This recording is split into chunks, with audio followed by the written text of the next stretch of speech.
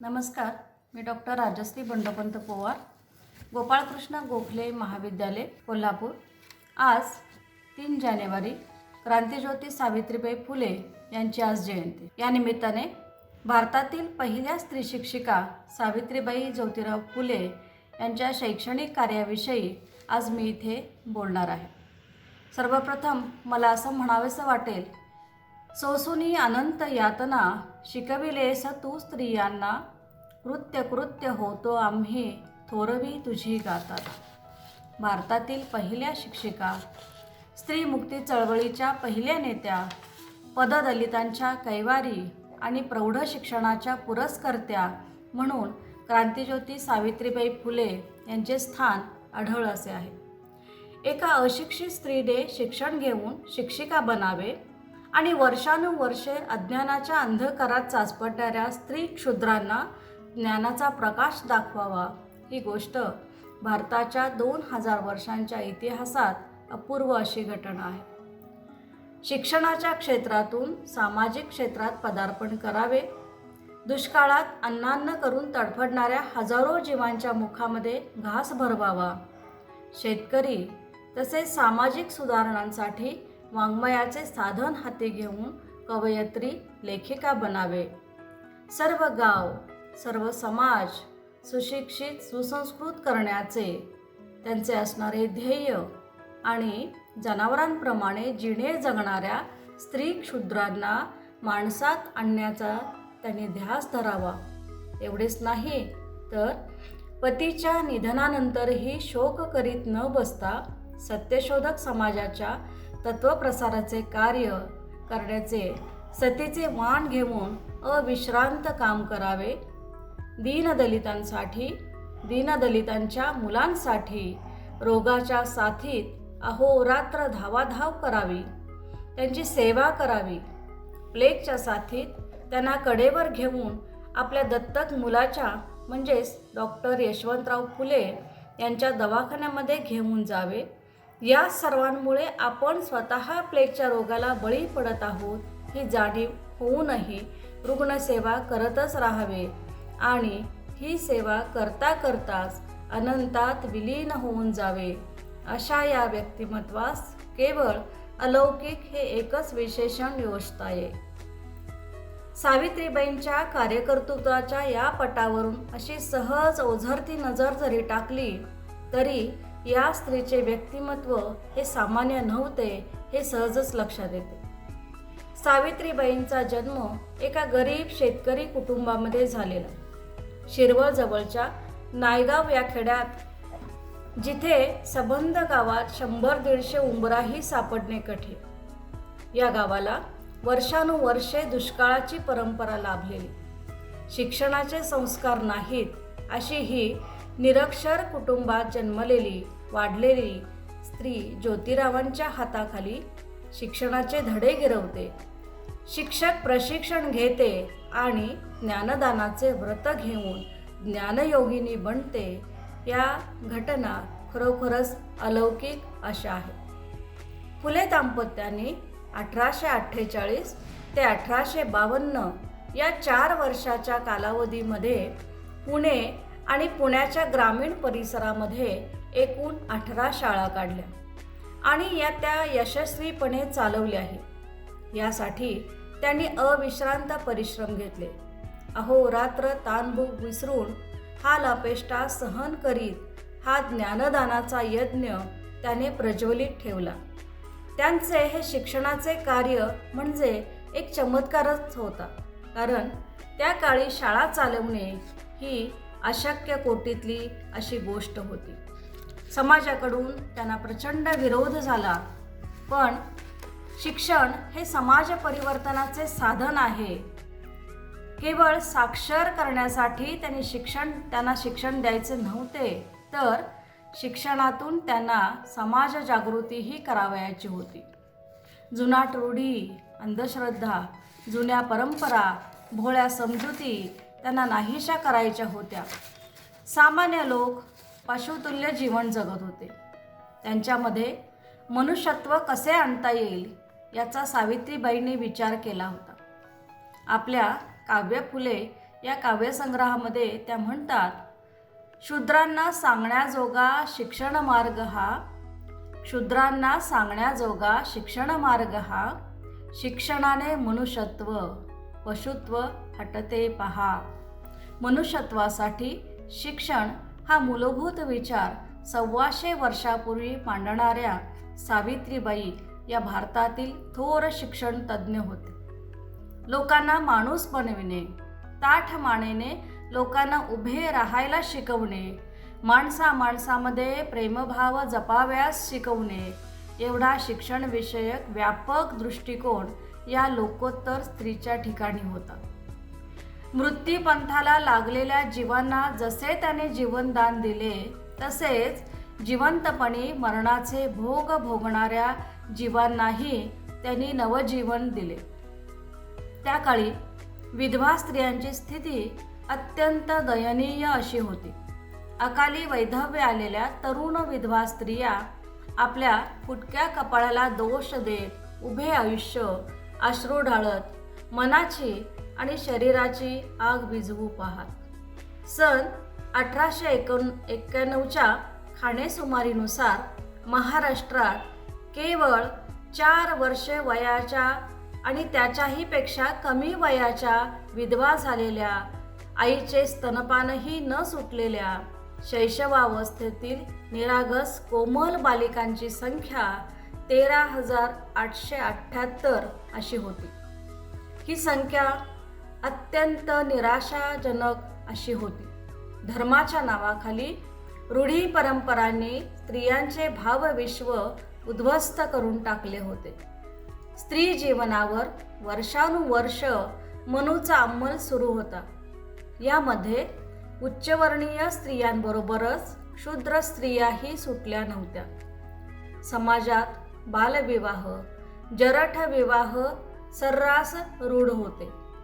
हुंडा देऊ न शकणारे गरीब आईबाप आपल्या 7-8 वर्षाच्या कोवळ्या मुलीस 60-70 वर्षाच्या वृद्धाच्या गळ्यात बांधून मोकळा होईल. तेव्हा काहू अण्णा मी तुमची लाडकी, काहू अण्णा मी तुमची लाडकी, का करिता मला बोडकी, असा पोटच्या मुलीने फोडलेला टाहो त्या जन्मदात्या पित्यास ऐकूही जात नसे. लेकीचा जन्म जन्म घालून चुकला, बैल घाण्याला जुंपला जन्मवैरी, लेकीचा जन्म नको देऊ सख्या हरी, अशी स्त्री जन्माची कर्मकहाणी होती. ज्योतिराव आणि सावित्रीबाई या दंपत्याने समाजातील ही स्थिती पाहिली आणि आपला चूलबोळक्यांचा संसार न मांडता दीनदुबळ्यांचे संसार थाटण्यासाठी स्त्री क्षुद्रांच्या सेवेच्या यज्ञकुंडामध्ये आपली आहुती दिली.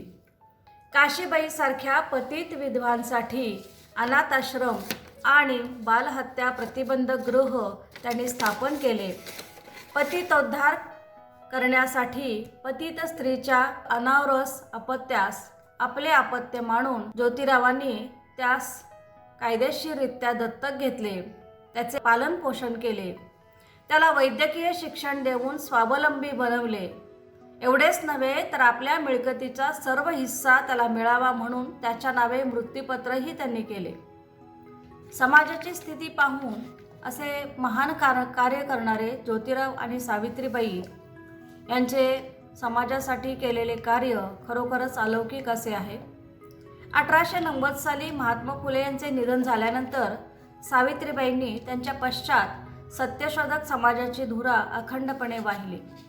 चूल आणि मूल ही पारंपरिक विचारसरणी झटकून सावित्रीबाई सार्वजनिक कार्यासाठी घराबाहेर पडल्या. असे कार्य करणारी सावित्रीबाई फुले ही महाराष्ट्रातच नव्हे तर भारतातही पहिली स्त्री होती. निर्भीडपणा, निर्भयता, अंगीकृत कार्यावरील अविचल निष्ठा आणि त्यासाठी समाजाकडून अपमान, छळ सोसण्याची जिद्द हे त्यांच्या व्यक्तिमत्वातील गुण अनन्यसाधारण असे होते. त्यांचा आपल्या कार्यावरील आत्मविश्वास असाच असामान्य असा होता. सावित्रीबाई फुले या काळाच्या फार पुढे धावणाऱ्या अशा होत्या. त्या बाबतीत एक किस्सा मला तुम्हाला सांगायला आवडेल. सावित्रीबाईंचे व्यक्तिमत्व असामान्य असे होते. ज्योतिरावांचे निधन झाल्यानंतर अंत्ययात्रेच्या वेळी ज्योतिरावांचे भाऊबंद आडवे आले. त्याचं कारण असं होतं की दत्तक पुत्र यशवंत हा पतित विधवा स्त्रीचा पुत्र असल्या कारणाने प्रेतयात्रेपुढे टिटवे म्हणजे मर्तिकाचे मडके त्याला धरू देण्यास सर्व त्यांच्या भाऊबंदांनी विरोध केला.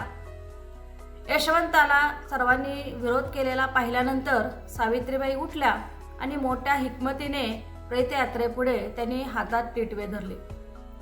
एका हाताने यशवंतास धरून ज्योतिरावांच्या अंत्ययात्रा स्मशानभूमीत पोहोचली. यातून त्यांचे लोकविलक्षण धैर्य तर दिसतेच, याशिवाय विचाराने आणि आचारानेही सावित्रीबाई काळाच्या कितीतरी पुढे होत्या हे त्यांनी कृतीतून स्पष्ट केले.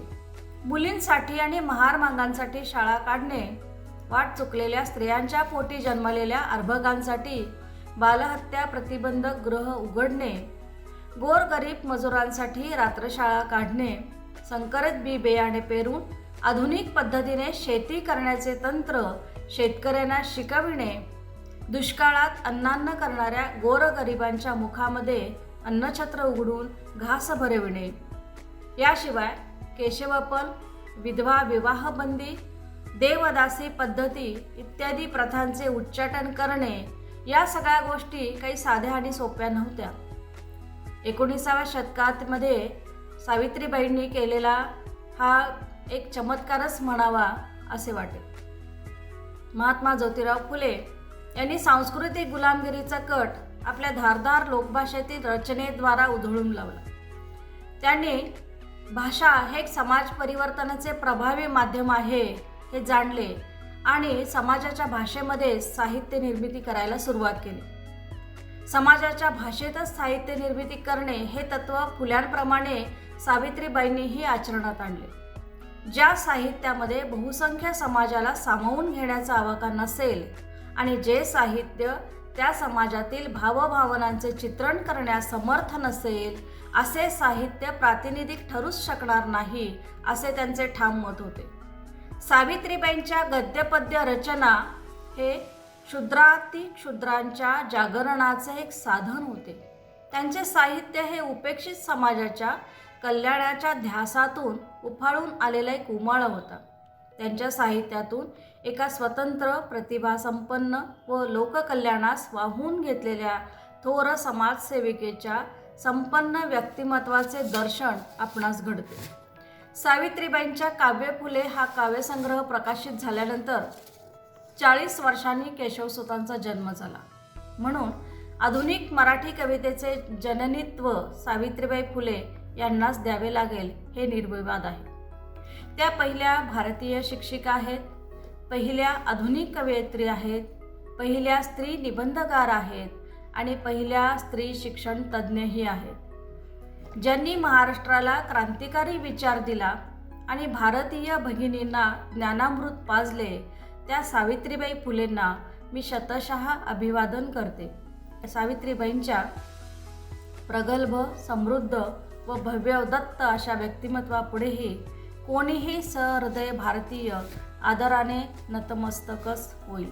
सावित्रीबाईंनी आजच्या स्त्रीवर्गासाठी करून ठेवलेले कार्य एवढे मोठे आहे की मला असं म्हणावंसं वाटेल की स्त्रियांच्या अंधाऱ्या जीवनाला उजळवलेस तू, स्त्रियांच्या अंधाऱ्या जीवनाला उजळवलेस तू, क्रांतिज्योती दीनदुबळ्यांची, खरी माय सावित्री तू, खरी माय सावित्री. सावित्रीबाईंविषयीची एक कविता माझ्या वाचनामध्ये आली. कवी मला माहीत नाही, पण मला ती खूप भावली म्हणून आज मी इथे तुमच्यासमोर ती सादर करते. जरी काळोख्या वाटा तरीही, जरी काळोख्या वाटा तरीही चालत सदैव जावे, जाता जाता या ओठांवर गीत क्रांतीचे गावे.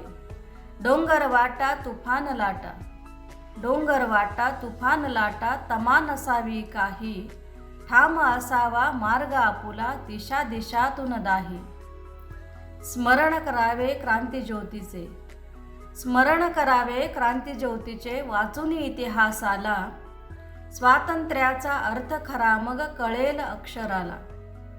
हाती लेखणी अमुच्या नसती, हाती लेखणी अमुच्या नसती, जर का आली तेव्हा कळले नसते सूर्य उगला नभो मंडपी केव्हा. या ओठांनी सदैव गावी सावित्रीची गाणी, तिच्या प्रयत्ने आम्हा लाभली अमृताची वाणी, तिच्या प्रयत्ने आम्हा लाभली अमृताची वाणी. वंदन तिजला करूया सारे, वंदन तिजला करूया सारे, कर जोडून आता तिच्याच चरणी झुकता राहो माझा तुमचा माथा, तिच्याच चरणी झुकता राहो माझा तुमचा माथा. धन्यवाद.